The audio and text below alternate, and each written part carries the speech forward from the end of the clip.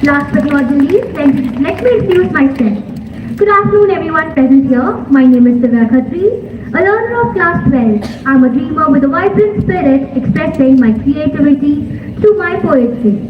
Enthusiastic and vivacious, my works reflect not just a creative side but also profound spiritual essence that resonates with my fellow enthusiasts. So here I begin. In a realm beyond the time's ripple, a bond divine, mother and daughter, heart sweet and twine, unconditional love, a beacon so bright, whether near or far, in day or night, guardian angel, a soul so true, silent whispers, a telepathic cue, in the dance of energy, a cosmic ballet, a connection transcending the earthly realm. No constant chatter, yet a language profound, soulful conversation, and a silent surround, journeying together in the cosmic space, a presence unspoken, an eternal embrace.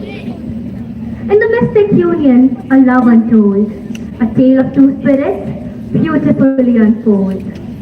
Jealous hearts may gaze upon the celestial art, a mother and daughter born, a masterpiece of art, a mother and daughter born, a masterpiece of art. This one was specially written for my mom sitting in the audience. I love you, Mama, and thank you for always being there for me. Thank you. Have a nice day ahead.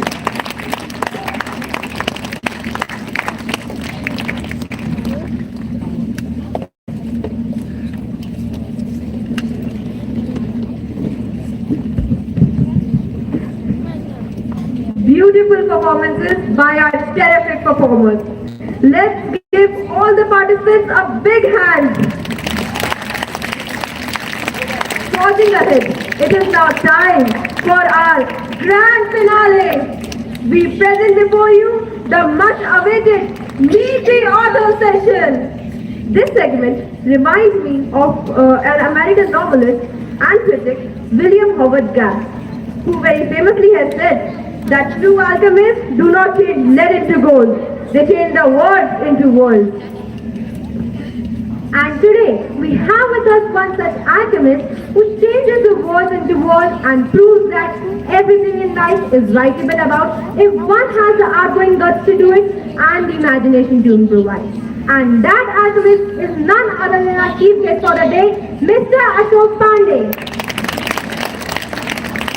Celebrated author Mr. Ashok Pandey hails from Haldwa in Almora district of Uttarakhand. He received his formal education from Prerna Vidya Mandir, Nainital.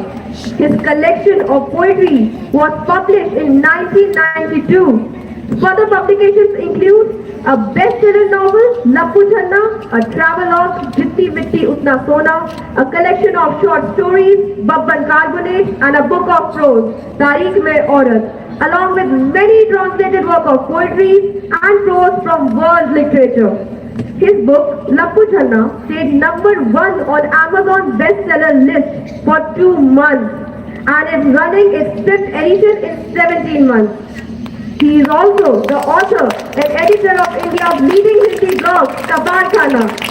Mr. Ashok Pandey's major translated work includes Abby Stone's Lust for Life, a collection of interviews with Marquez called The Fragrance of Guava, poems of Viren Tengwal, poems of Shamsher Bahadur Singh, acclaimed writers like Kafka, Ramchandra Guha, so on and so forth. He is also specially focused on Tibetan poetry and has translated works of his friend Tenzin Sunde, a Tibetan writer and activist. Mr. Ashok Pandey is also one of the authors to be selected by Humanities Underground Collection, published in United States. He has also been writing for BBC, Times and UNESCO. He is an avid traveler. Apart from his extensive journeys to Latin America and Europe, he has undertaken several long journeys to remote regions of Himalayas. Welcome, sir. We are honored to have you with us today. To moderate this session, we have with us Ritesh Tiwari and Pragya Pandey. Invite our distinguished author and the brilliant moderators to the stage. Make some noise for a prolific author, Mr. Ashok Pandey, and amazingly industrious moderators, Ritesh and Pragya.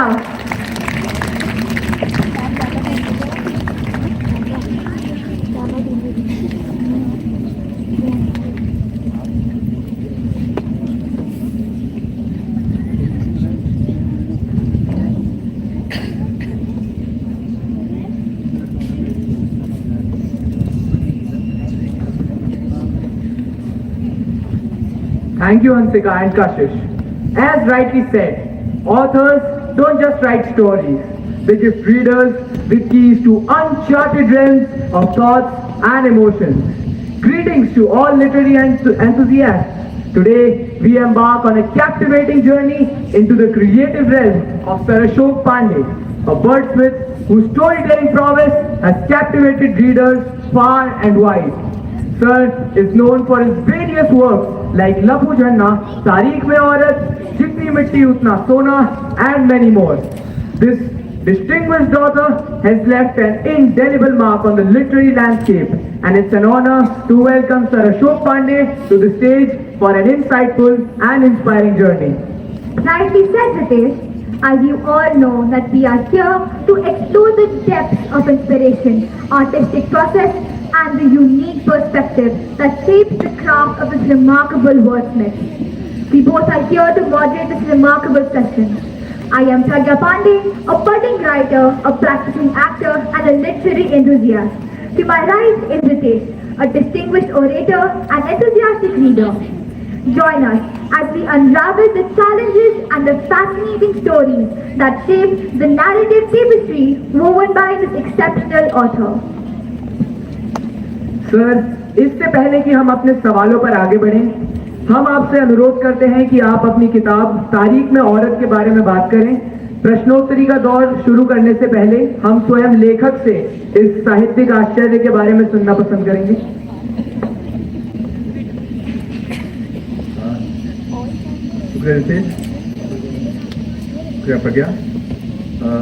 Thank you everyone. Thank you Samit, thank you Smriti, Rupak and the staff and the students for giving me this opportunity to address you and talk about the books in general and literature in particular. Since I'm a Hindi writer, I would rather have this conversation in Hindi. So, in a very short, on a very short notice, this boy has come up with a Hindi version of his question. So, he has asked me about my book, Tareekh Mein Aurat. Is the book here somewhere? No, ठीक है. तारीख में औरत किताब एक करीब 50 छोटी छोटी कहानियों का एक संग्रह है, कलेक्शन है। हमारे समाज में एक बहुत बड़ी विडंबना है, बड़ी आयरनी है कि जब बिल्कुल शुरू में आदमी ने लिखना पढ़ना सीखा होगा, उधर ब्रेक करते रहो।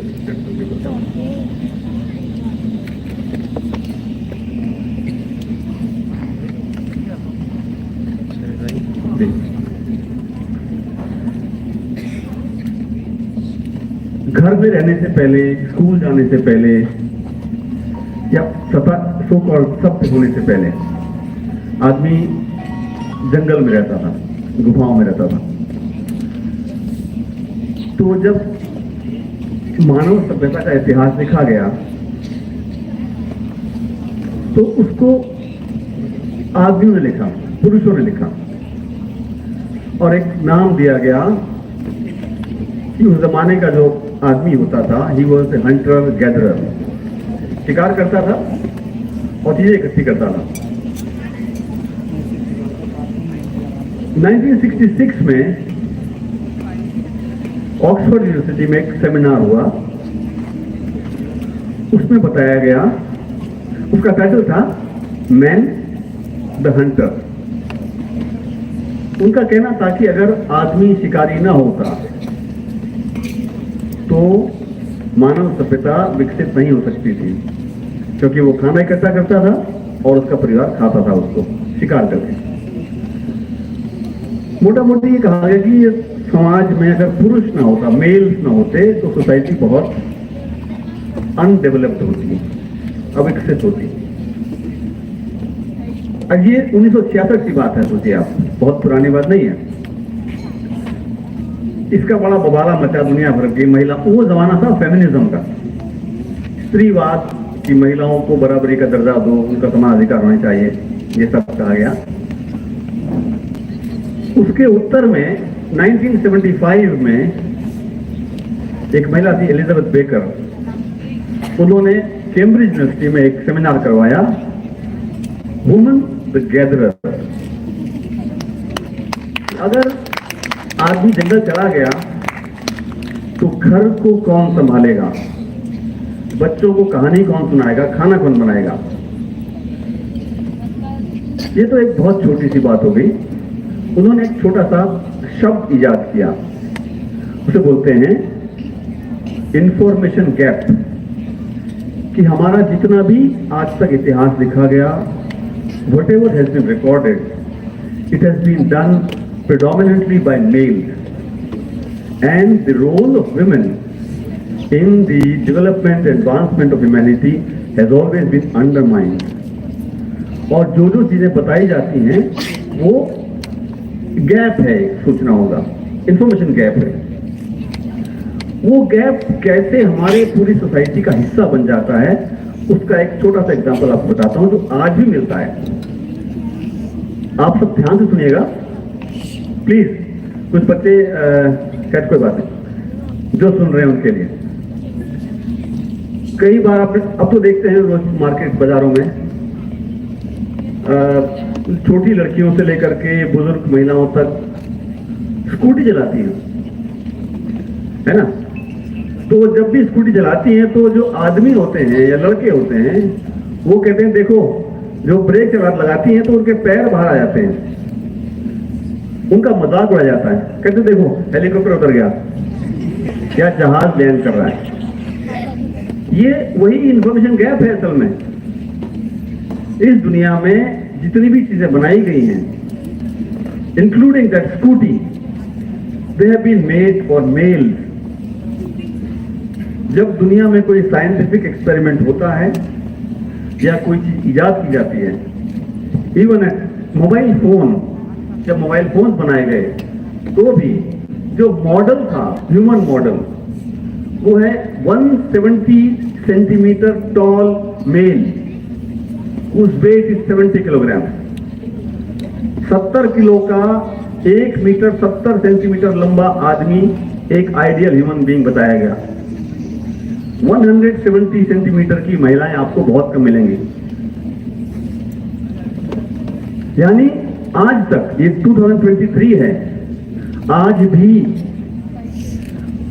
इस दुनिया में जो कुछ नया बनता है, जो लेबोरेटरीज में होता है, वो उसी 70 किलो के आदमी के लिए बनाया जाता है। तो कोई हैरानी नहीं है कि अधिकांश औरतों के पैर स्कूटी में ब्रेक लगाते वक्त जमीन पर रखने पड़ते हैं उनको। स्कूटी के लिए बनी नहीं है। यहां तक कि जो मोबाइल फोन है, जिसको हम लोग आराम से ऐसे कर लेते हैं मेल हैंड से, मैं इस बच्ची को हाथ दिखाओ बेटा, ऐसे करो, ठीक, ये डिफरेंस है हाथों का। एक फीमेल हैंड मेल हैंड से 31% छोटा होता है।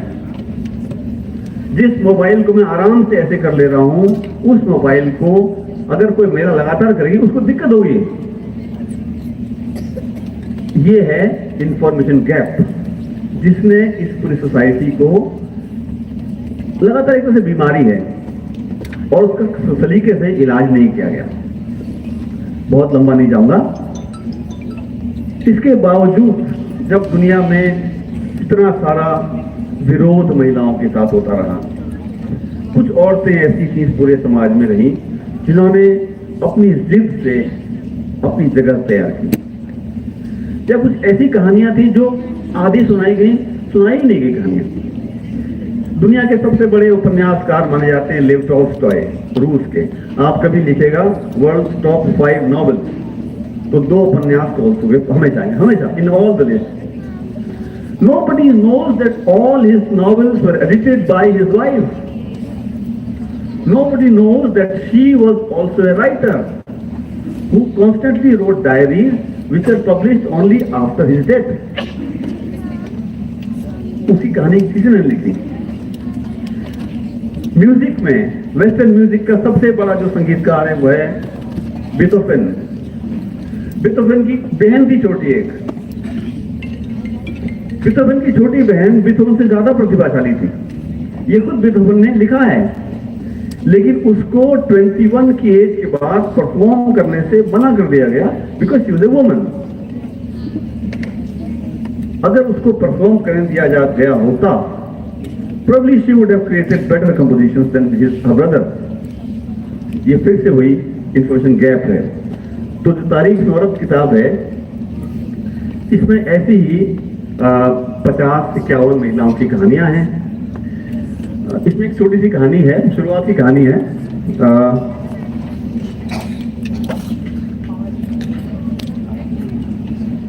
एक देश है यूरोप में, आइसलैंड। मैं डेट बोल रहा हूँ, डेट एक मिनट।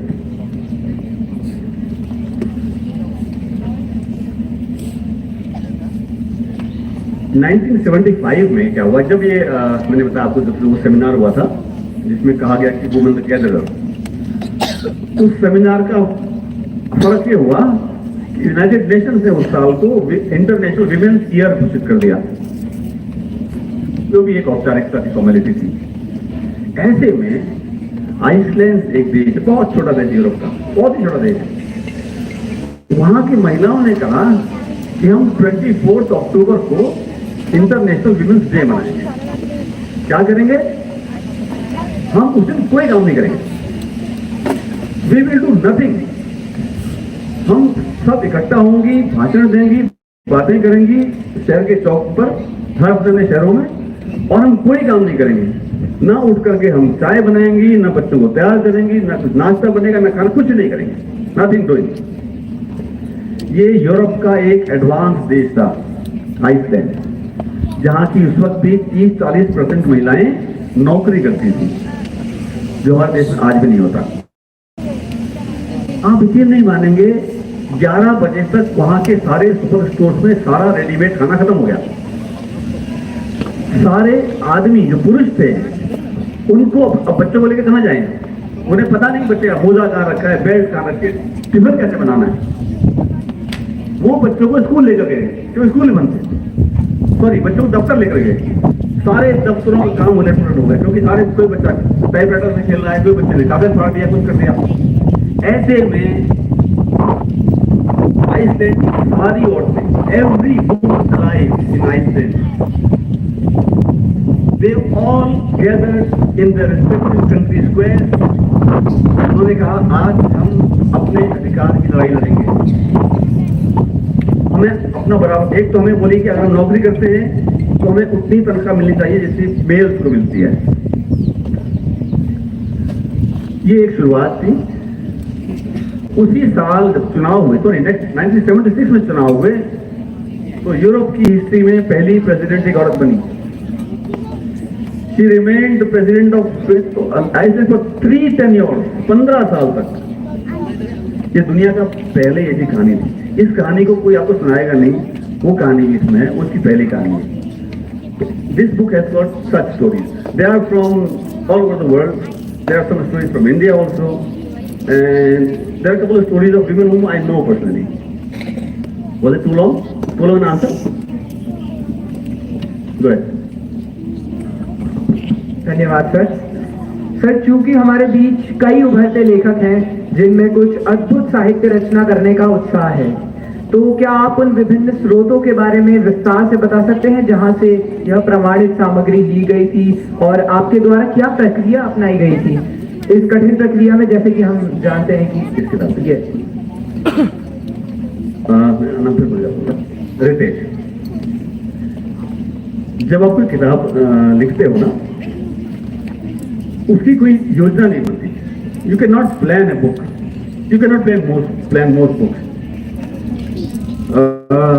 जब मैं आपकी उम्र का था, बिरला विद्यालय में पढ़ता था, रितेश में पढ़े हुए, तो हम क्लास 8 में थे, और जैसे आज बहुत से बच्चों ने पोएम सुनाई, कहानियां सुनाई, या हमें भी शौक था करने का। एक हमारे सर थे, केसी तिवारी, हमारे हेडमास्टर थे जूनियर स्कूल के, तो स्कूल की मैगजीन छपने जा रही थी, और मुझे मन हुआ मैं भी कुछ लिखूं उसके लिए, कंट्रीब्यूट करूं। तो मैंने अपनी इनोसेंस उनसे पूछा, सर ये लिखने के लिए क्या करना पड़ेगा? तो बड़े शानदार आदमी थे, हैंडसम ओल्ड मैन, सफेद फ्लोइंग बाल थे उनके, और खड़े हुए बोले कि बेटा remember 3 hours in the world, 3 hours याद रखना। हम बड़े पेन लेके खड़े हुए, बोले रीड रीड एंड रीड। ये 3 hours, these 3 hours were the sources behind it. Because I've been reading about these things for, I don't know, several decades. So this book, if you ask me, it has been sourced from, let's say about 100 books, 1000 books maybe. Yeah? Anything else? धन्यवाद sir. Van गो और Kafka दो ऐसी पहचान है जिनका नाम लगभग हर कोई जानता है, लेकिन उनकी सच्ची कहानियां किसी को नहीं पता। आपने उनकी जीवनियों का हिंदी में अनुवाद किया है जो बहुत अलेखनीय है और आसान नहीं है। तो सर, क्या आप विस्तार से बता सकते हैं कि आपने इन्हीं दोनों की जीवनियों का ही अनुवाद क्यों किया? काफ्का। अब मुझे मालूम नहीं कि इस ऑडियंस में कितने लोगों ने काफ्का और वैन गॉग का नाम सुना है। हाथ खड़ा करें प्लीज, कोई बच्चे? एनीवन? 2-3 names I guess. तो थोड़ा सा बताना पड़ेगा मेरे ख्याल से। विंसेंट वैन गॉग एक डच हॉलैंड के पेंटर थे जिन्होंने बहुत कम उम्र पाई, 37 की एज में उनकी डेथ हो गई थी। और उन्होंने 19वीं सेंचुरी के आखिरी सालों में 1880s में उन्होंने पेंटिंग शुरू की और कुल 10 साल पेंटिंग की। उसके पहले उन्होंने 3-4 करियर बनाने की कोशिश की, उसमें असफल रहे। He wanted to become an art dealer initially, क्योंकि उनका परिवार जो था यूरोप का सबसे बड़ा आर्ट डीलिंग फैमिली थी। The Van Gogh family owned half the Europe's art. लेकिन वो बहुत इमोशनल सेंसिटिव आदमी थे, वहां फेल हो गए। Then he wanted to become a priest. उन्होंने प्रीस्ट बनने एग्जाम पास किए, वहां भी नहीं हो सका, क्योंकि वो लोगों से इतना प्यार करते थे कि प्रीस्ट बन के वो सारा नहीं संभव था ऐसे कर पाना। फिर उन्होंने समझने लगा कि मैं कुछ किसी आर्ट स्कूल में जाके पढ़ा सकूंगा, शायद वो भी नहीं हो पाया। और किस्मत ऐसी होती है कि by the time he is 25-26 वो बेल्जियम के एक खान में, कोयले की खान के इलाके में, बोरीनाथ के इलाके में अपने को पाते हैं। And he find himself among the most poorest of the poor, दुनिया के सबसे गरीब इलाकों में से एक पाते हैं अपने आप को, जहां खान मजदूर रहते हैं। तो उनको खानों में जाना, आते जाते देखना, उनकी जिंदगी के कष्ट देखना। एक सुबह उस आदमी ने देखा कोयले से ले, एक सामने एक आदमी जा रहा था, कोयले से उन्होंने कागज पे उसकी आकृति बनाई। And I thought this is what he likes, he likes to paint sketch. तो तब से अगले 9-10 साल तक उन्होंने सिर्फ पेंटिंग की, पेंटिंग सीखी, और बहुत छोटी एज उनकी डेथ हो गई, 37 साल की उम्र में। उन्होंने कोई 1700 पेंटिंग बनाई। अच्छा, अगर आप लोगों ने पुराने जमाने की पेंटिंग देखी हो, बहुत पुरानी यूरोपियन पेंटिंग, तो क्या होता है, एक शानदार दिखने वाला आदमी होगा, राजा होगा या कोई जमींदार होगा या कोई बहुत सारे गहने पहने महिला होगी, और पीछे लकड़ी की अलमारी होगी, और ब्राउन बैकग्राउंड होगा, डार्क छत होगी, चेहरा चमक रहा होगा। उसमें हवा नहीं होती। पुराने जमाने की पेंटिंग हवा नजर नहीं आती, सूरज नहीं होता, पेड़ पत्ते नजर नहीं आते, एक बड़ी बहुत शालीन सा दिख रहा होता है, सारी ग्रैंड। वैन गॉग ने बोला नहीं, मेरी पेंटिंग्स में मुझे सूरज चाहिए। वो पहला आदमी था जिसने एक ऐसे मूवमेंट को जन्म तो नहीं दिया, क्योंकि ऑलरेडी कुछ ऐसे आर्टिस्ट थे, उसे बोलते हैं इंप्रेशनिज्म, 1880 में स्टार्ट हुआ था।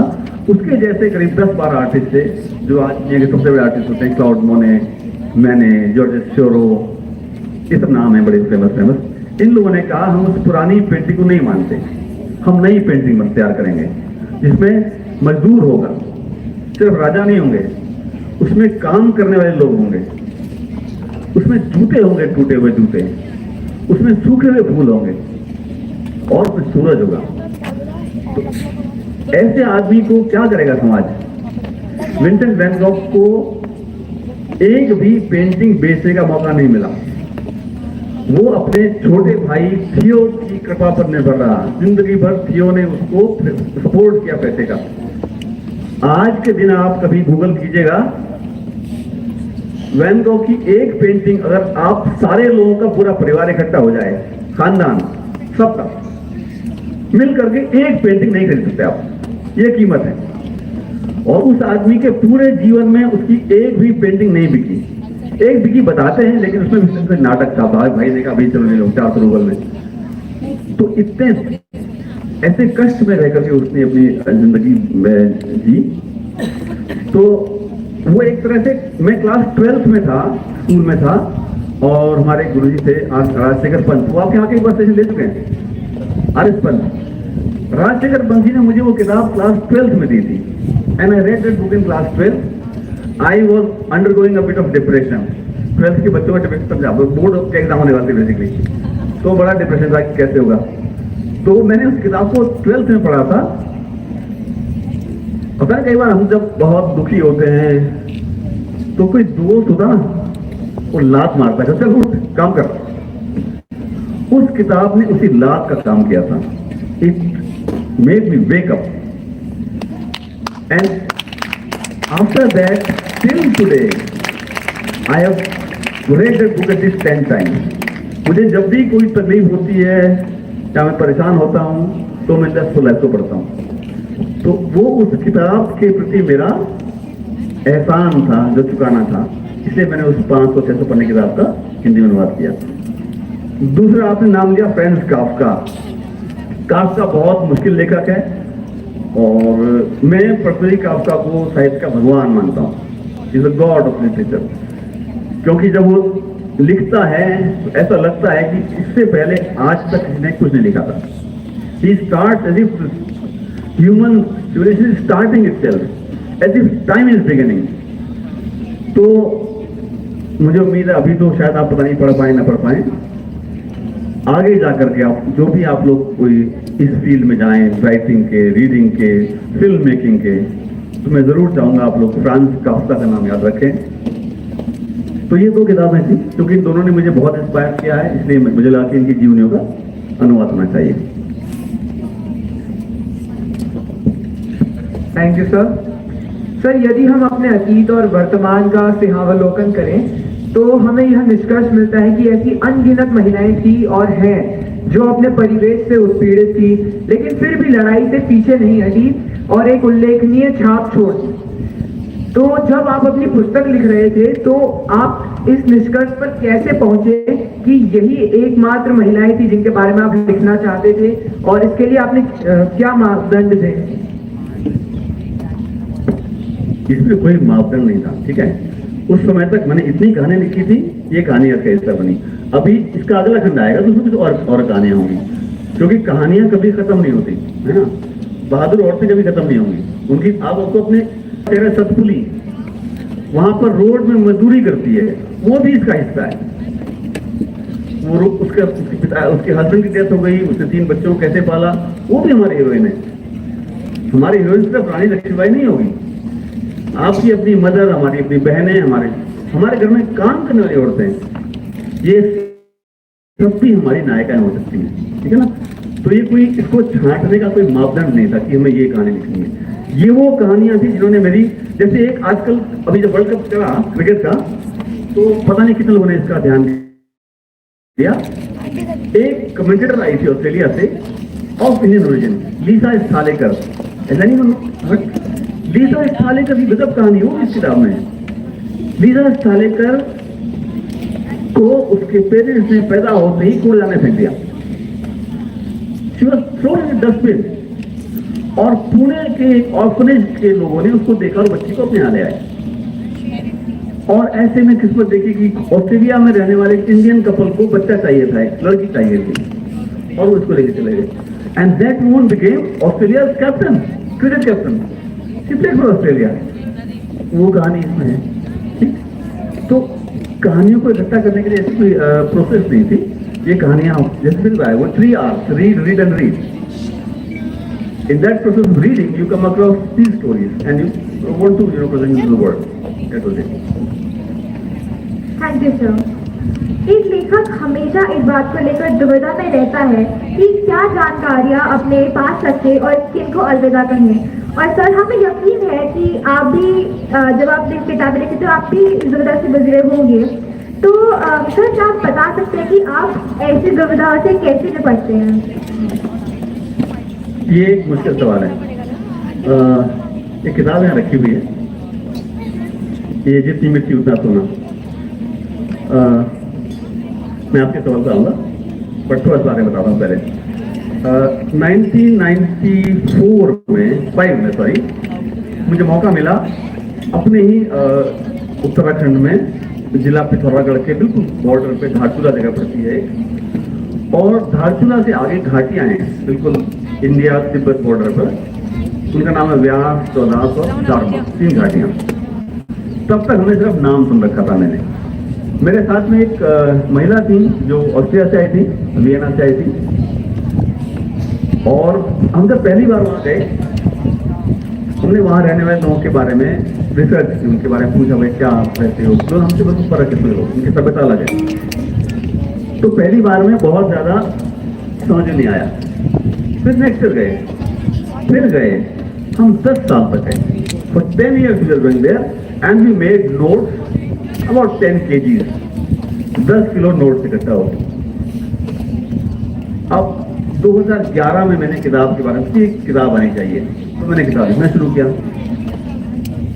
750 पन्ने की स्क्रिप्ट बनी, 675 पेजेस ऑफ, बहुत काट छाट करके। अब जब उसे पढ़ना शुरू किया, इसे कौन पढ़ेगा इसको? फिर 12 साल लगाए इसको काट छाट के इतना बनाने में। तो ये 10 साल का रिसर्च का काम है, इसलिए 10 किलो कागज पड़े हुए इतना करना पड़ा। उसमें एक तो पहला काम होता है कि you have to stop loving yourself. लिखने वाले को लगता है उसने जो लिखा है सब कुछ चलेगा और सब कुछ अच्छा लिखा है। तो with time and more reading, again reading is the most most important activity that a writer has to take up. उससे क्या होता है, you become an expert in recognizing garbage, कि कूड़ा क्या है, और स्पेशली अपना garbage. Most difficult thing is to identify my own garbage. तो ये जो प्रोसेस है, anyone among you who wants to become a writer should give, ये नहीं कि लिखा और छाप दिया। आजकल क्या है, you write 2 lines, take a selfie and post it on a social media, isn't it? Writer को पकड़ना पड़ता है, let this thing cook for a while. एक नॉवल और यहां रखा है, लघु जी ने दिखाई,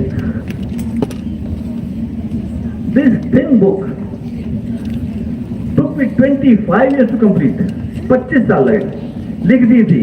लोग कहते बहुत अच्छा लिखा हुआ है, तो सब बढ़िया है, लेकिन वही आइडेंटिफाइंग योर गार्बेज, जो मैंने कूड़ा लिखा है उसे पहचान लूं, अपने से मोहब्बत कम करूं। ये प्रोसेस थोड़ी मुश्किल होती है, but it comes with again that same thing. I will repeat it on and on, 3 hours, read read and read. ठीक है बेटा? Okay, thank you sir. महिलाएं आज भी समाज की धूरी हैं और हमेशा से रही हैं, और ऐसी महिलाएं हमारी जन्मभूमि से भी हैं। जैसा कि हम सभी चिपको आंदोलन से अच्छी तरह परिचित हैं और कैसे इसने हर एक नागरिक को प्रेरित किया, क्या आपने कभी उन घटनाओं और उन महत्वपूर्ण महिलाओं पर एक पुस्तक संकलित करने के बारे में कुछ सोचा है? मैंने पुस्तक तो नहीं लिखी, लेख लिखे हैं। वहाँ की एक महिला थी गौरा देवी, रेणी गांव था। उनका एक बड़ा पोस्टर बहुत मशहूर हुआ। उनका एक पोस्टर था, उसके 5-6 लाख कॉपी छपी, वो मैंने बनाया था। By the way, I have made a portrait. तो मैं उन गाँव में गया हूँ, उनका गाँव भी देखा, लिखा है। मैं बार बार लिखता रहता हूँ, सब किताब नहीं लिखी है, और हो सकता है कभी मौका लगा लिखूँ। Thank you sir. Sir, Virendra Tanwar ji से आपकी मुलाकात कहाँ और कैसे हुई, और तनवार जी के जीवन का कोई ऐसा पहलू है जिसने आपको लेखन कार्य के लिए प्रेरित किया हो? अब फिर बच्ची ने नाम लिया वीरेंद्र डंगवाल। इनका नाम भी शायद बहुत कम लोगों ने सुना होगा। वीरेंद्र डंगवाल हिंदी के कवि थे, उनको 2004 में साहित्य अकादमी अवार्ड मिला था और मैं तब पढ़ता था एमए में, मतलब आपसे 6-7 साल पढ़ रहा होगा, और लिखना शुरू किया था 8वीं-9वीं क्लास से। और I started writing in English, क्योंकि मैंने एमए अंग्रेजी में किया। अभी आप सब लोग शेक्सपियर कर रहे थे, वो हमने एमए में सारे पढ़ रखे, मुझे अच्छा लगा याद करके। तो मैं समझ, अच्छा बड़े उसमें क्या था, जैसे वही अपने से प्यार करना, तो हम समझते हैं हमसे बड़ा राइटर कोई नहीं है, थे कुछ भी नहीं, कूड़ा थे, लिखते थे अंग्रेजी में। ऐसे में एक किसी भी राइटर की लाइफ में 4-5 ऐसे पॉइंट आते हैं जो उनको चेंज करते हैं। तो ऐसा एक पॉइंट आया था 1989 में, एक छोटी सी मैगजीन आई थी, इतनी पतली थी, बस एक पत्रिका आती थी समकालीन जनमत, उसका वो कविता अंक था, पोइट्री थी, हिंदी पोइट्री। तब तक हमने हिंदी पोइट्री वो जानी थी कि नेरा जी, मदन पंत जी, मैथिली गुप्ता जी, वही क्लासिकल वाली हिंदी है ना, नारी जीवन यही तुम्हारी कहानी, फलाना फलाना फलाना। अब वो थी बिल्कुल मॉडर्न हिंदी में। पहली कविता थी, सोचिए, पीटी उषा पर। किसी ने नाम सुना पीटी उषा का? पीटी उषा इंडिया की एथलीट थी जिन्होंने पहली बार स्टार बनी एथलीट। एक छोटी सी कविता थी, पीटी उषा, सुना रहा आप, मुझे याद है। काली तरुण हिरनी दौड़ती है अपनी चपल टांगों पर मेरे गरीब देश की बेटी, चेहरे पर है भूख को पहचानने वाली विनम्रता, इसलिए नहीं है चेहरे पर सुनील गावस्कर की छटा। मत बैठना पीटी उषा, उस जमाने में क्या था, उषा को एक मारुति कार अवार्ड मिली थी, तब बहुत बड़ी बात थी। मत बैठना पीटी उषा, इनाम में मिली उस मारुति कार में मन में भी इतराते हुए, बल्कि हवाई जहाज में भी बैठो तो पांव रख लेना गद्दी पर। खाते हुए मुंह से चप चप की आवाज आती है, कोई गम नहीं। वे जो समझते हैं बेजुबान बे आवाज जबड़े को सभ्यता, दुनिया के सबसे खतरनाक खाऊ लोग हैं। ये कविता थी। तो जब मैंने ये कविता पढ़ी, नहीं बाप रे बाप, मतलब पीटी उषा पर कविता लिख सकते हैं, और ऐसी कविता। फिर कुछ और ढूंढना, कहा, तब इंटरनेट नहीं था, there was no internet, no Google. खोजबीन के 2 देखा ही आदमी तो पपीते पर कविता लिखता है, मक्खी पर कविता लिखता है, कुत्ते की जीभ पर कविता लिखता है। तो लेकिन तब भी मन में ठसक थी बहुत बड़ी कि यार जरूर कोई होगा कोई। ऐसे में मैं तब नेता रहता था, तो वहां पे बड़ा सा बैनर लगा कि फला दिन वीरेंद्र नंगवाल नैनीताल के स्टाइल हॉल में कविताएं सुनाएंगे। हम भी चले गए। जाहिर है वो तब तक स्टार थे, उस वक्त हिंदी के बड़े सुपरस्टार थे वो। तो उन्होंने कुछ कविताएं सुनाई, बहुत अच्छा लगा। जब हॉल से बाहर आए तो उनके पीछे 50-60 फैंस का हुजूम आया। सबसे बहुत हंसमुख आदमी थे। मैं बिल्कुल पीछे दब्बू आदमी तरह से जा रहा हूँ, देखें क्या होता है, राइटर कैसा होता है। फिर वो नैनीताल के फ्लैट पे पहुंच गए, जहाँ पर एक कैपिटल सिनेमा हॉल है। वहां बेंच पे सब लोग बैठ गए और सबको चाय मिल गई, तो एक चाय मुझे मिल गई। अब वो धीमे धीमे लोग कम होते होते 20 लोग बचे। वीरेंद्र नंगवाल बात कर रहे थे लोगों से, कुछ अच्छी सी बातें होती। मेरे मन में था कि कैसे इस हाफिज में बात करूं। फिर वही अपने को बहुत बड़ा समझता था। एमए कर रहा था अंग्रेजी में दिनों। एक हमारे कोर्स में पोएट अमेरिका की एमिली डिकिंसन, उनको अमेरिका की सबसे बड़ी पोएट माना जाता है, उसके बारे में बताएंगे आपको बाद में। तो मैं उनके पास गया और संकोच से बोला, सर मैंने आपकी वो कविता पढ़ी है, बलदेव साहनी वाली। बोले हाँ आओ यार आओ, अच्छा क्या करते हो? एमए करता हूँ। मैंने बोला आपकी कविता पढ़ते मुझे एमिली डिकिंसन की कविता याद आई। बोले हाँ सुनाओ क्या है? कविता थी, आई हर्ड ए फ्लाई बज व्हेन आई डाइड, कि जब मेरी मौत हुई तो मैंने मधुमक्खी को भिनभिनाते हुए सुना। उन्होंने पहले मुझे देखा और बोले यार क्या बात है, आओ। तो मुझे गले से मिल गए मेरे, और सबसे बोले अभी आ रहे हैं चलो। उन्होंने मेरा हाथ पकड़ा और हम चल दिए ठंडी सड़क की तरफ को। हम रात के 2 बजे तक बातें करते रहे। और उस दिन के बाद से जब तक मेरी डेथ नहीं हुई, अगले 27 साल तक मैं दुनिया के किसी भी कोने में कहीं भी रहा, उनसे मैंने रोज बात की।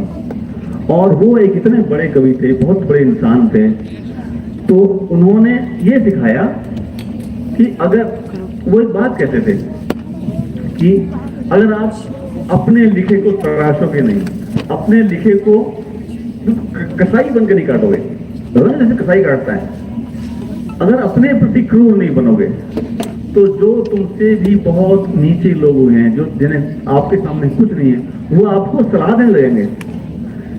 जैसे मैं तुम्हारा लिखा करूँ है तो अपने को कहते बार बार तराशते जाना है। और ये नहीं कि ये किताबों से पढ़ के कुछ होना है, हर चीज में उनके जैसा हाफ फ्राई कोई दुनिया नहीं बना सकता था।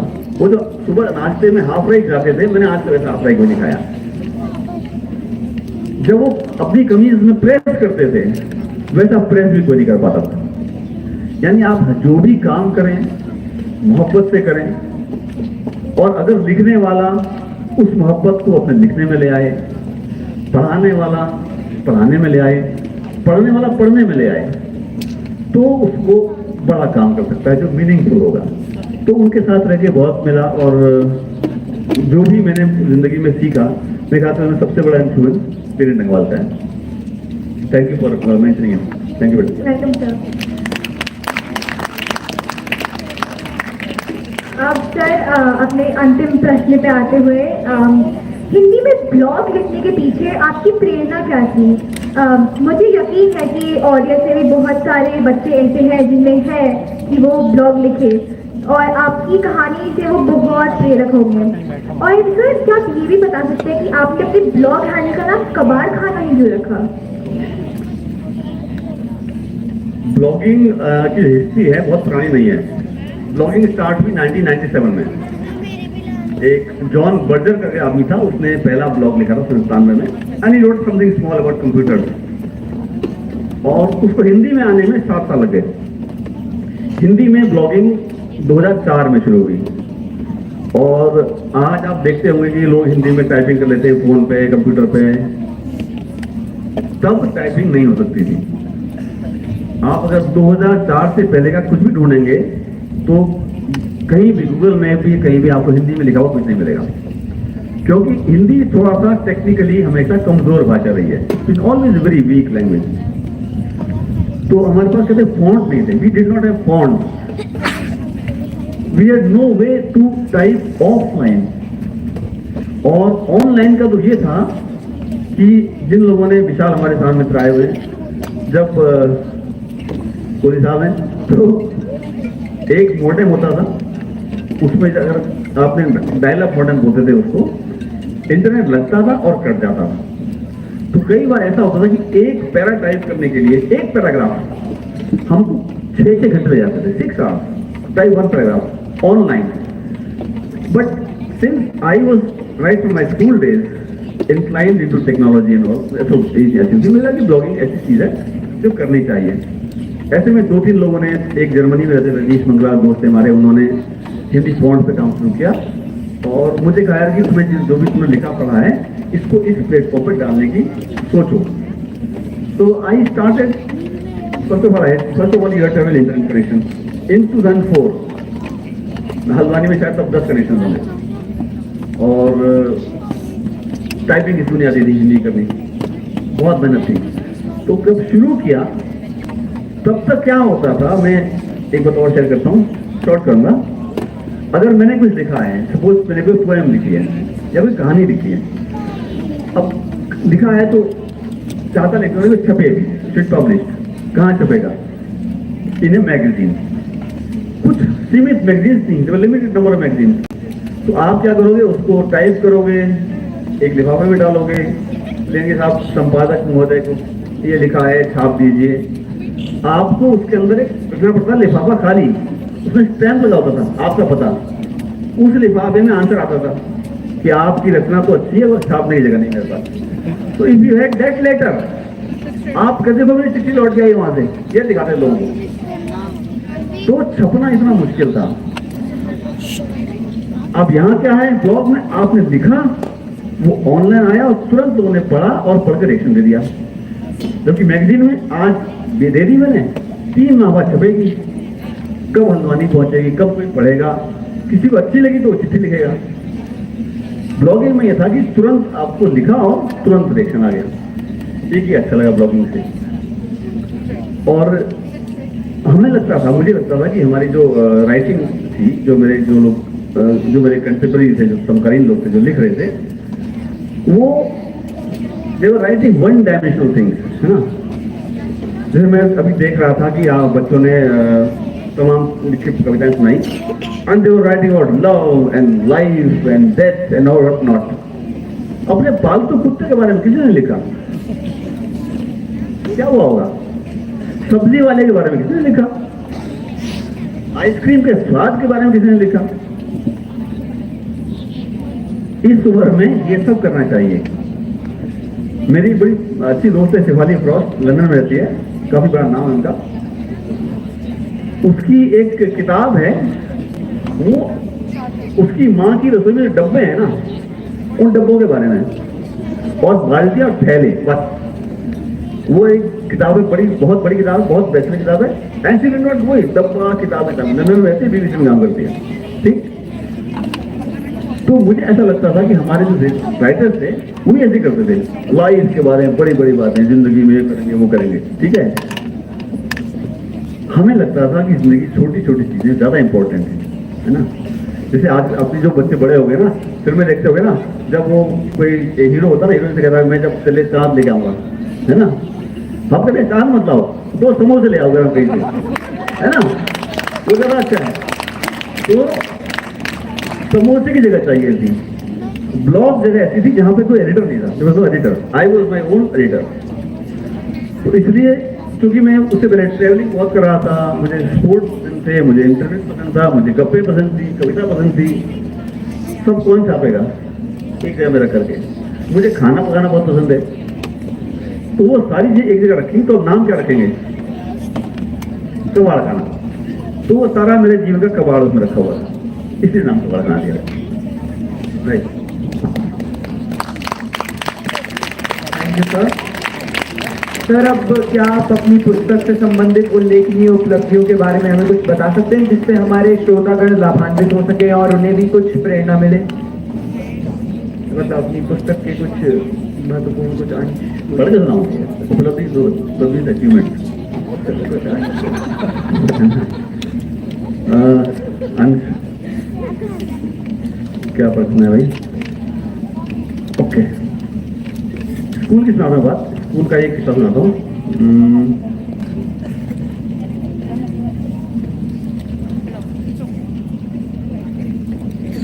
बिरला की कहानी है, रूपक बाबू। ये हमारे स्कूल में थे एक सुच्चा सिंह, इसका टाइटल है सुच्चा सिंह के घोड़े। सुच्चा सिंह स्कूल में मेरे 1 साल सीनियर थे। 8वीं क्लास में ही उनकी पूरी घनी दाढ़ी उग चुकी थी। गेम्स टाइम के दौरान उनके बगल में खड़े होना हमें भीषण छोटेपन से भर दिया करता। हाफ पैंट से पेड़ के तरों जैसी प्रस्फुटित होती दिखती घने मर्दाना रोमों से ढकी उनकी मजबूत जांघों के बरक्स अपनी पिद्दी और चिकनी मरियल टांगों की वजह से बड़ी शर्मिंदगी महसूस होती। वे जूनियर क्लास के जमाने से ही 12वीं कक्षा के छात्रों से भी बड़े नजर आते थे, और इस चक्कर में लंबे समय से उनका अच्छा खासा नकली रौब गालिब हो चुका था। नकली इसलिए कि वे अपने इस व्यक्तित्व के ठीक उलट बहुत ही सीधे गऊ टाइप के शख्स थे। उन्हें अपने जल्दी वयस्क हो जाने पर बहुत झेप आती थी, और उनके व्यवहार में अतिशय संकोच और देह भाषा में सतत झुके रहने वाले कंधों के रूप में फंस चुकी थी। उनकी दाढ़ी और वरिष्ठ सिख काठी देखकर बच्चों को छोड़िए गुरुजनों को भी अभूत सा भय लगता था। इस भय को यदा कदा सोचा भी समझ लेते थे, और ऐसा होने पर उनकी पहले से छेपी हुई पर्सनैलिटी तकरीबन क्षमा याचना की मुद्रा अख्तियार कर लेती। स्कूल की अघोषित परंपरा थी कि हाई स्कूल में कम नंबर लाने वाले बच्चों को 11वीं में कॉमर्स में ही दाखिला मिलता था। वे भले दिन थे जब बच्चों के पास पर हो जाने का ढिंढोरा गर्वपूर्वक पीटा जाता था। 90-95% आने का दबाव नहीं होता था और बच्चे डिप्रेशन के शिकार नहीं होते थे। दूसरों की जीत में शामिल होकर अपने आप को बादशाह समझा जा सकता था और खुद को बिना मिट्टी का ढेर समझे हारने का मजा भी लिया जा सकता था। सुच्चा सिंह कॉमर्स से 11वीं पास कर 12वीं में दाखिल हो चुके थे, जबकि एलीट पीसीएम ग्रुप में एडमिशन लेकर मैं 11वीं में पहुंचा था। सुच्चा सिंह पढ़ाई में औसत से कहीं नीचे और एक्स्ट्रा करिकुलर में उससे भी बहुत नीचे रहा करते थे। बलिष्ठ शरीर के बावजूद स्पोर्ट्स में उनका प्रदर्शन बेहद मर्गिंदा रहा करता। कुल मिलाकर इन संदेहास्पद उपलब्धियों के चलते वे 12वीं तक आते आते इस लायक हो गए थे कि गुरुजन और सहपाठी बिना उनसे खौफ खाए उनसे मजे ले सकते थे। सुच्चा सिंह ने किसी की बात को बुरा नहीं माना। सुच्चा सिंह की और हमारी क्लास तकरीबन आमने सामने थी। हमेशा गंभीर रहने वाले हमारे अंग्रेजी के बुजुर्ग जोशी गुरुजी का शेड्यूल ये था कि पहले वे हमारी क्लास लेते और उसके बाद 12वीं कॉमर्स की। किसी दिन 12th सी के दरवाजे पर पहुंचकर वे किसी बच्चे की तरह हाथ जाकर पूछते, सुच्चा सिंह मैं कभी? उनके ऐसा करने से दोनों कक्षाओं में थोड़ी देर को हंसी चोहल का माहौल बनता। सुच्चा सिंह ने इसका भी कभी बुरा नहीं माना। उल्टे हुए जोशी सर के पैर छू लिया करते। उन दिनों मंथली टेस्ट की कॉपियां दिखाई जा रही थी। 3-4 दिन तक चलने वाले इस कार्य का नतीजा ये होता कि उन दिनों हम किसी न किसी तरह के अपराध बोध से हमेशा ग्रस्त रहते। असेंबली खत्म होने के समय हमें फैंटम नाम से जाने जाने वाले हमारे महान प्रिंसिपल सर के होल्ड इट कहने का इंतजार रहता। क्या होता था जब हमारी असेंबली होती थी, हमारे प्रिंसिपल सर से शर्मा बहुत शानदार आदमी थे, तो बोलते होल्ड इट, तो वो कुछ बहुत अच्छा किस्सा सुनाते थे। ऐसा वे हफ्ते में 2-3 बार किया करते थे। इसका तात्पर्य यह होता था कि अगले 5-10 मिनट तक वे हम बच्चों के साथ दिलचस्प बातचीत करने वाले हैं। तब भी उन्होंने ऐसा ही किया। उन्होंने माइक संभाला और बोले, मैं please invite mister Sucha Singh of twelfth to join me. इतने सालों से स्कूल में पढ़ रहे सुच्चा सिंह को पहली बार असेंबली के हॉल प्लेटफॉर्म पर देखा जा रहा था। प्रिंसिपल सर के इशारे पर जोशी सर भी दोनों के बगल में आ खड़े हुए। प्रिंसिपल सर ने कहा, इस मंथली टेस्ट में सुच्चा सिंह ने कमाल किया है, मिस्टर जोशी प्लीज। जोशी गुरुजी ने माइक के सामने आकर कोट की जेब से सुच्चा सिंह की एग्जाम कॉपी निकालकर उनके द्वारा इम्तिहान में लिखे गए निबंध को सस्वर पढ़ना शुरू किया। निबंध की शुरुआत में हमारे स्कूल की महानता का वर्णन था। उसके बाद एक सिचुएशन क्रिएट की गई थी जिसमें असेंबली हॉल में वार्षिक परीक्षा चल रही है। 12वीं क्लास में कोई 100 बच्चे पढ़ते लिखने में मशगूल हैं। अचानक असेंबली में भगदड़ मच जाती है।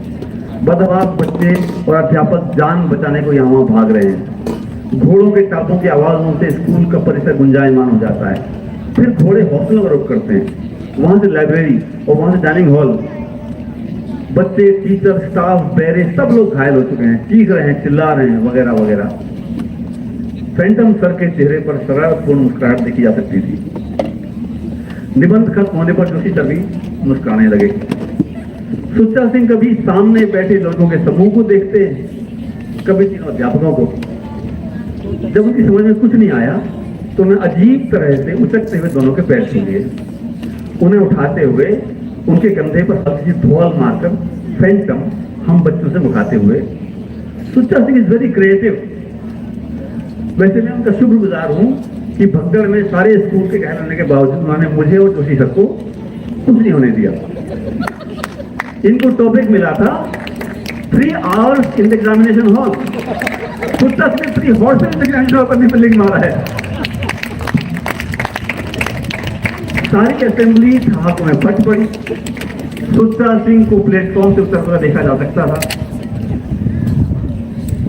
उनका एक कंधे पर हंसते हुए फैंटम सर का हाथ था, दूसरे पर हंसते हुए जोशी सर का।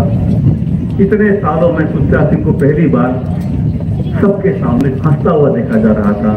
एक बड़ी उपलब्धि हासिल करने का गौरव उनके अन्यथा मनहूस चेहरे पर खुशी की सूरत में खिंचा हुआ था। ये खाने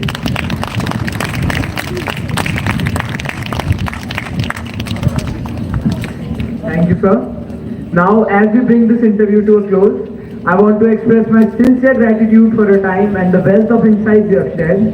Sir, your ideas have undoubtedly enriched our discussion, and I'm confident our audience will find immense value in the depth of your expertise. It's been a pleasure exploring these ideas with you, sir, and we look forward to the possibilities of future collaborations or discussions. Wishing you continued success in all your endeavors, and thanking you once again, sir, for being an august guest and being a beacon of hope for all the budding writers like us. Thank you. Thank you.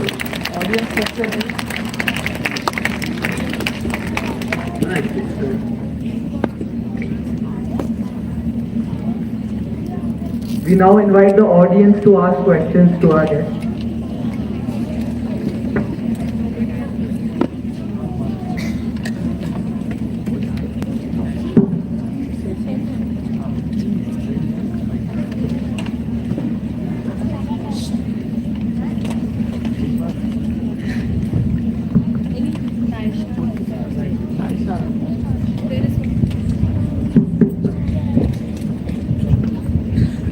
Good afternoon, sir.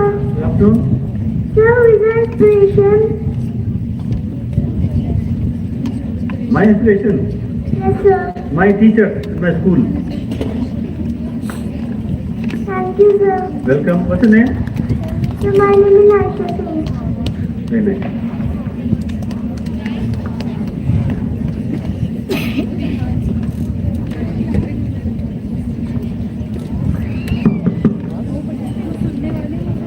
Good morning, sir. Morning.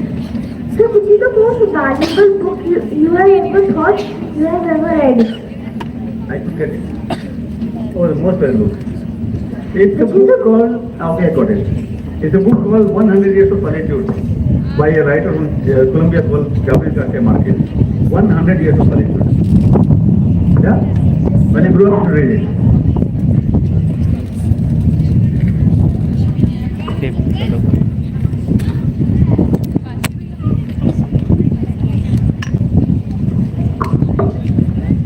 Now, what's one idea that you always wanted to write a story but you never could write on it? The story. Yeah. There is a story about a boy who met a dog in Surapani or Patku. Sir, which is your favorite author? I just said Gabriel Garcia Marquez. He's from Colombia. Okay. Yeah.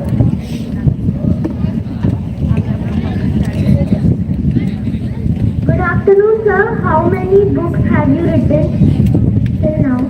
I don't count them, but I think there are about 25. Good afternoon, sir. Sir, I wanted to ask that at what age did you wrote your first book? What age? Yes, sir. I was 25 when it came out. Okay, sir. Thank you. Good afternoon, sir. Sir, what is your biggest achievement in your life? Because even in life was when my school, Birla Vidya Mandir, put my name in their advertisement for as their top old student. Thank you, sir. Yes. Good afternoon, sir. How many books you have wrote till now? I just said 25. 25. Yes. Thank you.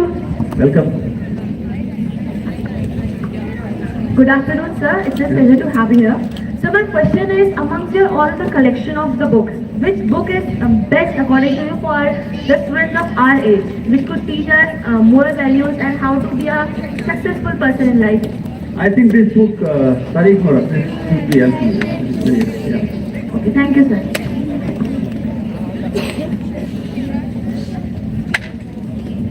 Good afternoon sir. मुझे पूछना था कि जब हम कभी कहानी लिखते हैं तो उसमें कई गलतियाँ होती हैं, तो हम उसको किस प्रकार से मतलब फाइंड आउट कर सकें? कहानी का तो बेटा ऐसा है कि आपको पता होना चाहिए कि मेरी कहानी मुझे कहना क्या है। स्टोरी में क्या होता है, स्टोरी में एक पॉइंट होता है, एक टर्निंग पॉइंट होता है जहाँ पर कहानी बनती है ना। वरना क्या होता है, आप रोज जैसे स्कूल जाते हो, ठीक है, कभी आपकी बस खराब हो गई, वहां से कहानी बनेगी, ठीक। तो जब आपका फोकस उस टर्निंग पॉइंट पे सबसे प्रॉपर होगा, वो ढूंढिए कहाँ पर होता है, कभी कहानी खत्म नहीं बनेगी। जो टर्निंग पॉइंट कहानी का होता है ना, उसे ये भी कहते हैं, उसे बोलते हैं knock on the door. Technical word ये है कि 3 लोग बैठे हुए हैं, बात कर रहे हैं, मैच दे रहे हैं, खाना खाने कुछ कर रहे हैं, खटखट आवाज हुई, somebody entered, so that somebody entering is the story, है ना? ये है। Okay, sir. Thanks. Good afternoon sir. Sir, जब हम कुछ भी लिखते हैं अपनी कृतियों को तो अपने भावों को स्पष्ट करने के लिए लिखते हैं। तो सर, लेकिन हम जो लिखते हैं वो एक्चुअली में हम श्रोता के लिए भी लिख रहे होते हैं। तो सर, हमें किसके पर्सपेक्टिव से लिखना चाहिए? जो हमारे भाव है वो लिखने चाहिए या फिर जो हम श्रोता को सुनाना चाहते हैं वो लिखना चाहिए? बेटा अभी ऐसा है ना, भाव अभी छोड़ दो, अभी करो डिटेलिंग, डिस्क्रिप्शन। जैसा कि मैंने कहा कि सब बच्चे लाइफ के बारे में लिख रहे हैं, भाव अभी कुछ नहीं करता। You describe, a good writer should know how to describe things, ठीक है? भाव अपने आप आ जाएगा। You should know how to describe a thing, ठीक है ना? छोटी छोटी चीजों को डिस्क्राइब करना है। Good afternoon, sir. It's an honor to ask a question to you. Thank you. Sir, do you have like an idol? Any idols? Yes, sir. Several, many. Sir, do you have a favorite one? There's a cricketer called Viv Richards. He is my idol. Nice, sir. Yeah. Good afternoon sir. Yes. Sir, what inspired you to write? What inspired me to write? It's a very difficult question. I think my teachers, there was a couple, 2 teachers actually. My Hindi teacher in school, Mr. B.K. Bhatt, and my English teacher, Rajshekhar Pal. Thank you. Yeah, they inspired me to write.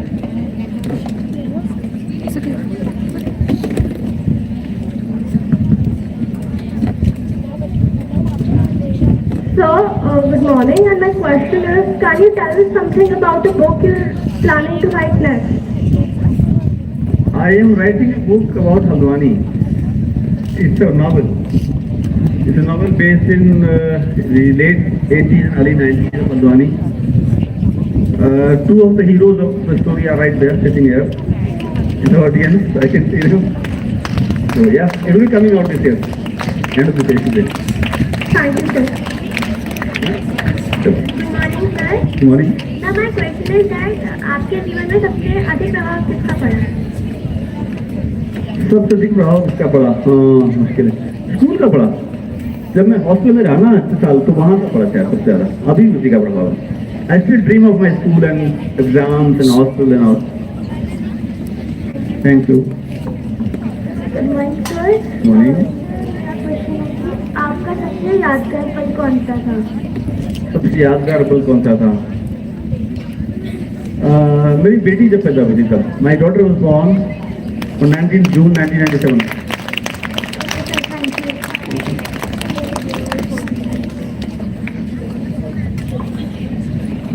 Good afternoon, sir. Yes. Sir, मुझे भी एक लेखिका बनना है, तो मैं कहाँ से शुरुआत करूँ? बेटा आप लिखने से स्टार्ट करो। Start writing something. आप पहले देना चलना कौन सा है?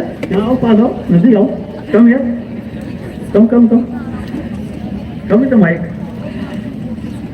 आप यहाँ आ जाओ ना, इधर ही आ जाओ, ऊपर आ जाओ।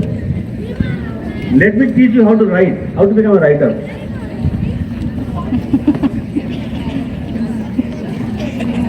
आइए।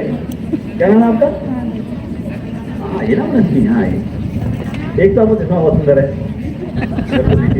हाँ, देखिए मनस्वी को अगर बनना है राइटर, तो I would like you to write 1 page about the glasses. क्यों चश्मा बनाना पड़ा, आँख कैसे खराब हुई, कहाँ गए, डॉक्टर को दिखाया, फिर क्या हुआ, how did you like this frame only, why, ठीक है? If you write about that, then I will give you एक डब्बा भर की पूरी चैप्टर, तो वैसा हम भाव रेटर में जाओ, ठीक है? बस पहले एक पे सीखना है इसके बारे में। Promise you have to give it to your principal sir and then will give it, then will give that letter, you are writer together now. Thank you. Yes.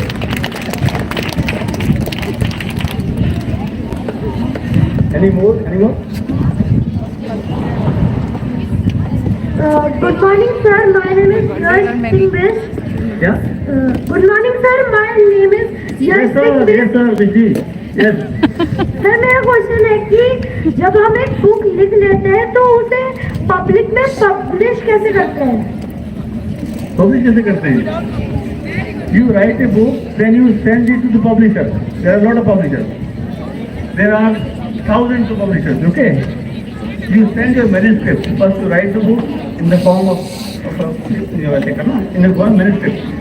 Sir actually मैं भी मतलब कंप्यूटर से थोड़ा addicted हूँ, तो मैं भी थोड़ी स्टोरीज लिखता हूँ उसमें। आप किस बारे में कहाँ लिखते हो? क्या स्टोरी आपकी है? सर जैसे ये कॉमिक्स हो गई, अच्छा, और इन्हीं को अभी तो मैं इन्हीं को लिखता हूँ। हाँ तो लिखिए, पूरा कीजिए। कितने कहानी लिखी आपने? सर कंप्यूटर तो मैं बहुत सालों से कर रहा हूँ, तो मैंने करीबन 5 स्टोरीज लिखी है। Very nice. तो अभी आप ऐसा करो, कम से कम 15 स्टोरी और लिखो, 15 more stories, okay? Okay Once you have got 20 stories left, you can come to me okay, through your whatever, this person and all. I will help you in that. Thank you sir. Yeah, thank you. Good afternoon sir. Prabhu sir, आपने जैसे लप्पू झंडा अपनी बचपन की शैतानियों के ऊपर लिखी है ना, हाँ। तो वैसे ही मैं भी उससे थोड़ा निर्भर हुआ हूँ। हाँ। तो अगर मुझे भी वैसे अपने ऊपर लिखनी है, हाँ। अपने बचपन और स्कूल की शैतानियों के बारे में, हाँ। तो मैं कहाँ से शुरू करूँ? मतलब कि कैसे शुरू करना चाहिए मेरे को? कैसे शुरू करना चाहिए? जो आपको सबसे ऐसी शैतानी याद होगी ना, कौन सी याद है, क्या किया था? वैसे तो बहुत सारी है। एक बताओ भाई, डरो मत।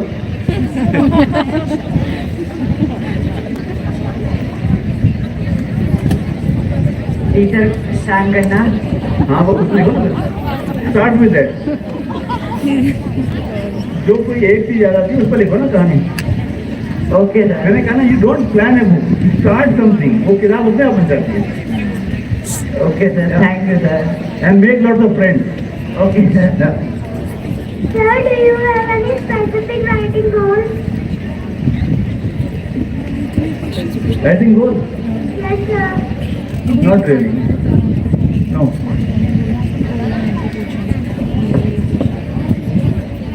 Sir when we write story, तो हमें मैं कैरेक्टर लिखना चाहिए या किसी थर्ड पर्सन के पॉइंट ऑफ व्यू से लिखना चाहिए? मतलब यहाँ पे अपनी कोई कहानी जरूरी है या फिर कुछ भी लिख सकते हैं, किसी और के बारे में सोच के? आप कैसे भी लिखिए, तो ना खाली पढ़ना, you to make it better, बस। Thank you sir.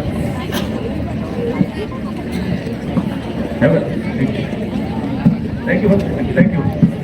So now before we conclude this session, I request Samit sir, Smriti ma'am and Rupak sir to felicitate our chief guest and author of the day, Mr. Ashok Pandey.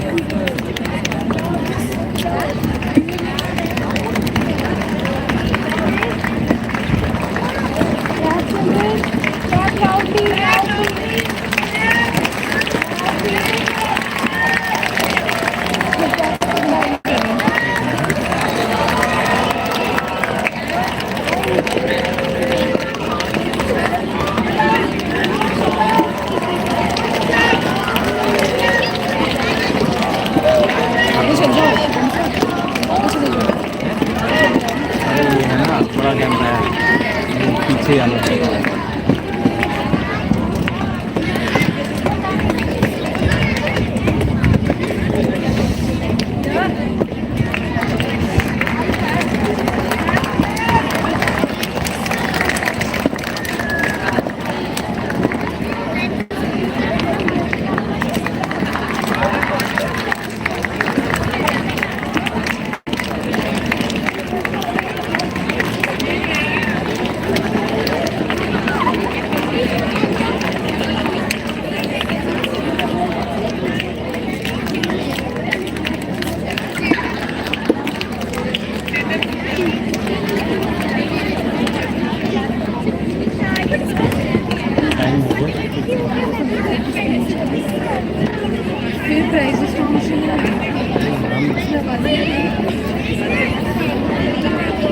वो लोग देख रहे हैं, एक reception वाली ma'am और नीचे Be a game changer. The world is already full of players. We promise to dedicate this event to our lovely students. So, how can we let them go without felicitating our winners? And for that, I would like to invite our chief guest, Mr. Ashok Pandey sir, Smriti ma'am, Samit sir, and Rupat sir to the stage. We start with the winners of the Silver Tongue monologue competition conducted for the students of class 6 to 8. Now you have to applaud your pictures of this. You want to go quickly? Learn to appreciate. That's everyone. I clap on your cheeks. We would also like to call Mr. Vinayak and Mr. Parveen to celebrate the students All also. of you also.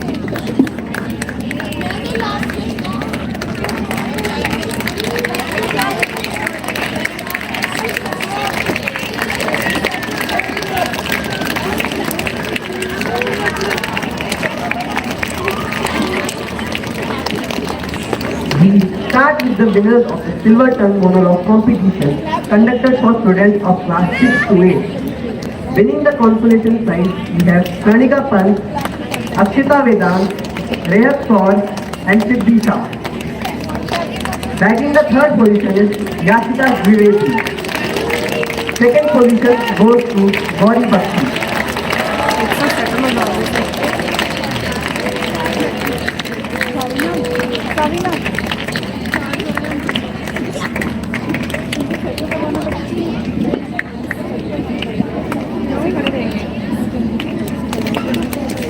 And the first position goes to Yashwini Raman.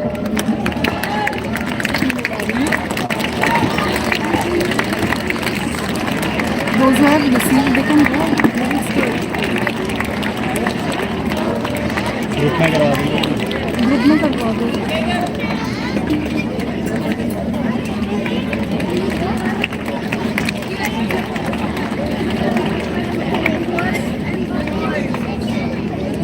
Moving on to class 7, winning the consolation prize, we have Pranika Agarwal and Samyak Bed. The third prize is backed by Priyadarshi Kolia. The second prize is backed by Navya Agarwal. And the first prize is shared between Adya Bhatt and Vigyanshi Sathi.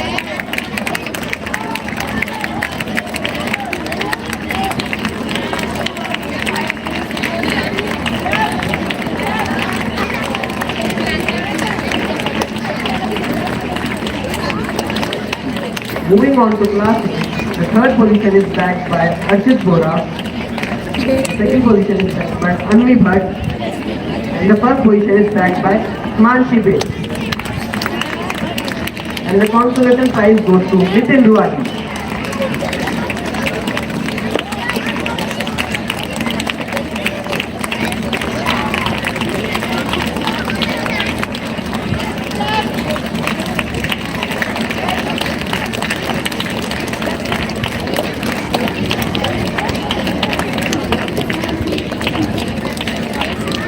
Shubham sir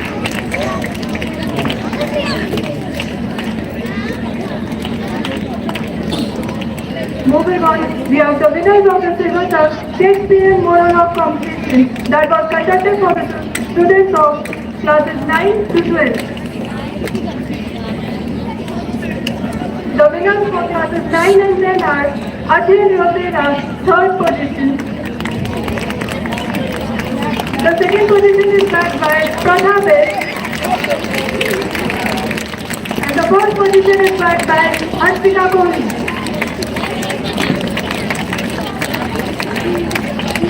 Moving on to classes 11 and 12, the consolation prize is backed by Jolene Narara, Swastik Pandey, and Gorika Joshi.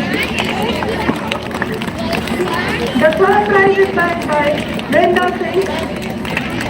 The second prize goes to Sanskriti Patwal. And for the first prize, there's a tie between Satya Pandey and Ritesh Tiwari.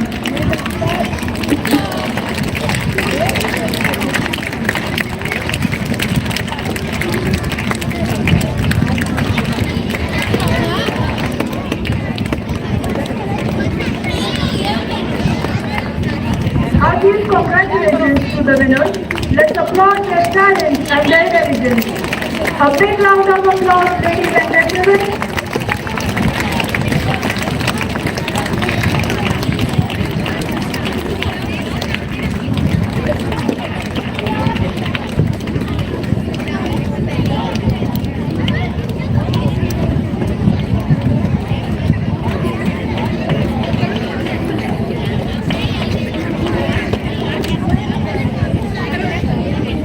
you everyone.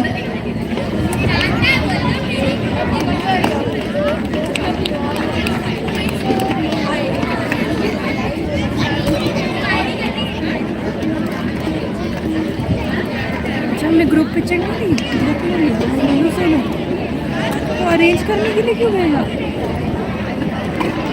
चलो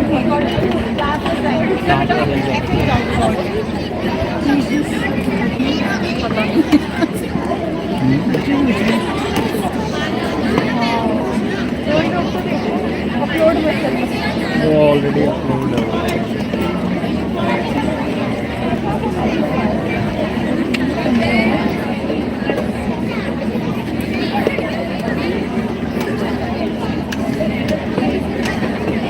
All good things must come to an end. That's why they are called good things. Otherwise, they are just ordinary. And this holds true for Litrati 2023 as well. Litrati 2023 has been a truly spectacular and exciting event. As Stephen King has rightly said, description begins in the writer's imagination, but should finish in the reader's. And I'm sure our lovely writers have inspired all of us to read more and use our words to create worlds.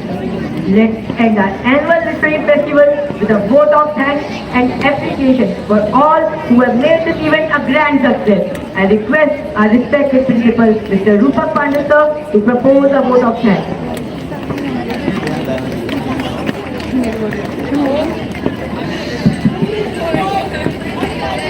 Good afternoon, respected commissioners, Smriti ma'am, illustrious chief guest, Mr. Ashok Pandey, Vice Principal, Ms. Sanju Sharma, coordinators, Ms. Vatsala Pandey and Ms. Charu Sudha Bhatt, respected teachers, our most valued parents and guests, and my dear students, it's my privilege to have been asked to propose a vote of thanks today. I, on behalf of Dikshant International School, want to extend a heartfelt thanks to our chief guest, Mr. Ashok Pandey, for taking time out and joining us today. Words are not sufficient to thank him for enlightening Dikshant family with his remarkable insight into literature. I would also like to extend a hearty thanks to Samit sir and Smriti ma'am for their constant efforts to support our students' learning and development. Behind every successful event is a very enthusiastic and passionate team that stands true for Litrati 2023 as well. I would like to thank and congratulate the entire team of Litrati that has been working hard tirelessly for weeks. I want to especially mention the entire English department led by Ms. Aparna Bhatt for the fabulous event. Special mention to Ms. Purnima, Ms. Ratna and Ms. Kavita, the organizing committee comprising of Ritesh Ruvali, Pragya Pandey, Divya Khatri, Vrinda Singh, Adhyan Rautela, Arab Tikku, Sanskruti Patwal, Abhik Hegde, Mudrika Bist, Shreyas Goyal, Vishut Mehra, and each and every participant for putting their best foot forward. I would also like to thank Mr. Yatin Kandpal for being our in-house designer who so beautifully decorated the stage for the event. He was ably supported by the ever enthusiastic Ms. Priyanka Fulera and Ms. Dolly Bora. I feel delighted to specially mention our craft club students of class 3 to 6 who contributed handsomely with their innovative and creative ideas. I take this opportunity to thank Ms. Savi Garg for being our social media expert who is always quietly but effectively working behind the scenes. And last but not the least, I would like to thank my wonderful colleagues Ms. Vatsala Pandey and Ms. Charu Sudha Bhatt for their dedicated efforts. Their coordination, arrangements and eye for detail ensured the smooth conduct of the event today.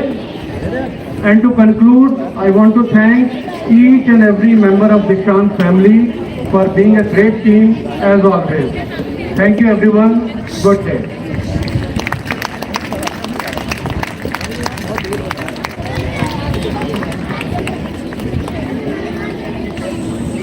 Thank you, sir.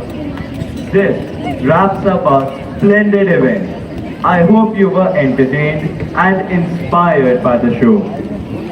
As we conclude this event, I encourage each student present here to keep striving for excellence in everything. Let us take the wisdom, inspiration and motivation we have gained from Literati 2023 and use it to make a positive impact in our schools and beyond. Very well said, Shreyas. I would also like to acknowledge our remarkable audience for their cooperation. It was a privilege to be your host for today. I wish you all good luck and good health. Applause and adieu.